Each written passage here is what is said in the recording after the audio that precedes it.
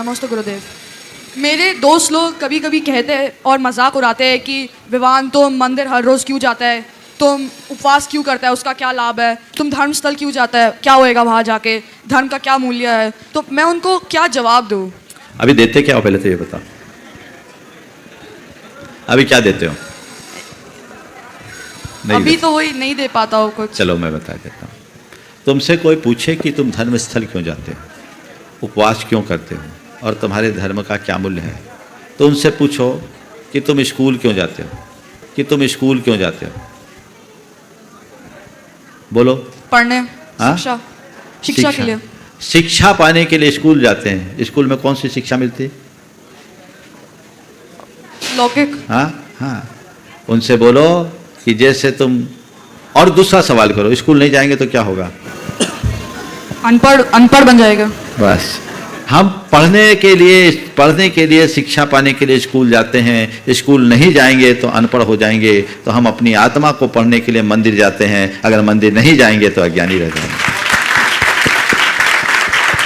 उससे दूसरा सवाल पूछो, दर्पण देखते हो? उससे पूछो, दर्पण देखते हो? हाँ। कहेगा देखते हैं, है ना। दर्पण देखते हो? देखते हैं। क्यों देखते हो? खुद को देखने के लिए कि सुंदर लग रहा है या नहीं, अच्छा कोई लग रहा दाग धब्बा है कि नहीं। हाँ। तो दर्पण में हम रूप को देखते हैं, और भगवान एक दर्पण है जिसमें हम स्वरूप को देखते हैं। उससे तीसरा सवाल करो, हो सकता वो कह सकता है अरे मूर्ति के दर्शन करने से क्या होगा, है ना।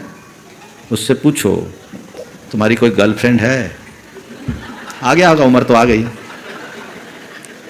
है। उसकी तस्वीर रखते हो? बोलो।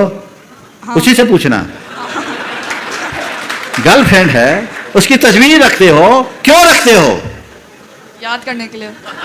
बिल्कुल ठीक है, याद करिए, खुली बात है, समझने की बात। मैं इस बच्चे को इसकी भाषा से बता रहा हूं। मैं जाना इसके साथ वो कोई प्रॉब्लम नहीं है, लेकिन जो जिस भाषा में सवाल करे उसको उसी भाषा में उत्तर देना चाहिए। बोले गर्लफ्रेंड को याद करने की क्यों पड़ती है? क्योंकि तुम्हें गर्लफ्रेंड से प्रेम है, इसीलिए ना। हर किसी की फोटो थोड़ी रखते अपने पास। तो जैसे तुम गर्लफ्रेंड की तस्वीर को देखकर प्रसन्न होते हो, उसे याद करते हो, उससे खुश होते हो, हम भगवान की मूरत देख करके अपने आप को खुश करते हैं, क्योंकि मुझे भगवान से प्रेम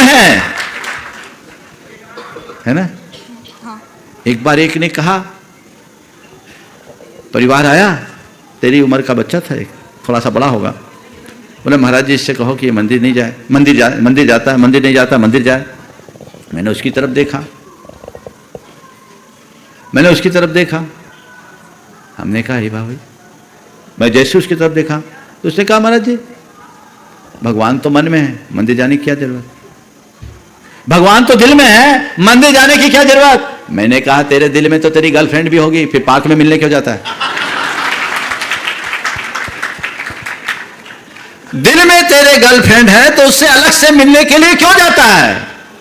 मैंने कहा ध्यान रखना, जिसके दिल में भगवान होता है वो भगवान के दरबार में जाए बिना उसका दिल मानता नहीं है। मेरे दिल में भगवान है, इसलिए मैं भगवान से मुलाकात करने के लिए जाता हूं। समझ गए? और बोलूं? अभी बहुत सारे लोग उसको कोसने लगेंगे कि बहुतों का नाम है, और भैया जी के ऊपर प्रेशर बढ़ जाता है। और उपवास क्यों करते हैं? उनसे बोलो हम तो अपनी साधना के लिए उपवास करते हैं, बड़ी वैज्ञानिक साधना, इससे हमारे शरीर का टॉक्सिन खत्म होता है। और ऑटोफेजी के सिद्धांत को पढ़ो।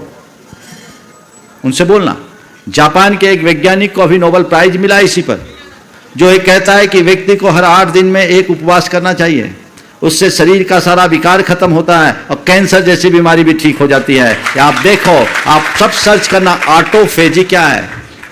और एक और है इंटरवल मील, जिसमें एक भोजन से दूसरे भोजन में 8 घंटे का अंतराल बताया। ये वैज्ञानिक प्रक्रिया है। वो तुमसे पूछता है कि तुम उपवास क्यों करते हो, तुम उससे पूछो तुम खाते क्यों। जो तुमसे पूछे कि तुम उपवास क्यों करते हो, उससे उलट करके पूछो कि तुम खाते क्यों हो। वो कहेगा स्वस्थ रहने के लिए खाते हैं, तो हम कहेंगे स्वस्थ रहने के लिए हम उपवास करते हैं।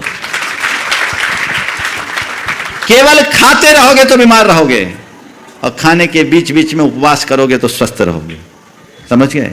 मेरे संपर्क में एक परिवार है जिसमें 2 भाई दशलक्षण के 10 दिनों में केवल जल लेते हैं। एक बड़े कारपोरेट के संचालक है और दोनों भाई 10 दिन केवल जल लेते हैं। और लोग बोलते कि भैया तुम केवल जल क्यों लेते हैं? एक बार नहीं लेते कि 3 बार 4 बार लेते, दिन में लेते हैं। ठीक है, काम है, लेकिन जल लेना, हमें कुछ नहीं करना। उससे किसी ने कहा भैया इस तरह तुम क्यों करते हो? बोले भैया हम तो एक बात जानते हैं, हम 10 दिन केवल जल लेकर गुजारते हैं तो साल भर हमको सर्दी भी नहीं होती। समझ गए? तो बस यही धर्म का मूल्य है, जो हमारे इमोशंस पर कंट्रोल सिखाता है, जो हमें हमारी बैड हैबिट से बचाता है।